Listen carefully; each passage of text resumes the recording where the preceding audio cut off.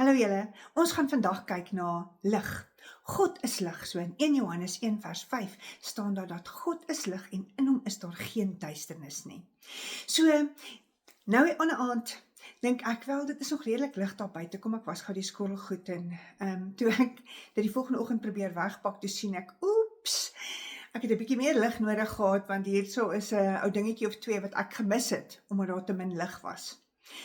So, wanneer ons die woord van God lees, dan kom hy en hy skyn sy lig op ons lewe, op die goed en op dit wat sleg is. So hy bring vir ons aan die lig, dit wat ons moet weet. Partykeer hak ons 'n bietjie daar vas op 'n dingetjie en is ons nie bewus, so duidelik bewus van die feit dat hierdie besig is om 'n sonde te word in ons lewe nie. Soos nie gehoorsaam te wees aan wat hy vir ons vra om te doen nie, of dalk te twyfel. So maklik twyfel ons wanneer die storms ons rondklap.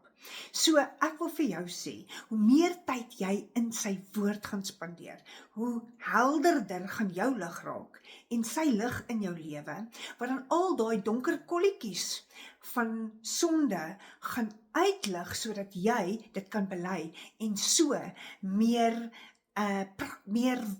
bruikbaar in sy koninkryk kan wees.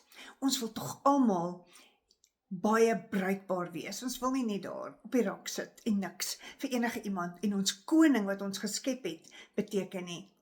So ek hoop, jy gaan nou meer tyd in die woord spandeer en dan so 'n baie meer bruikbare item word. Tot volgende keer.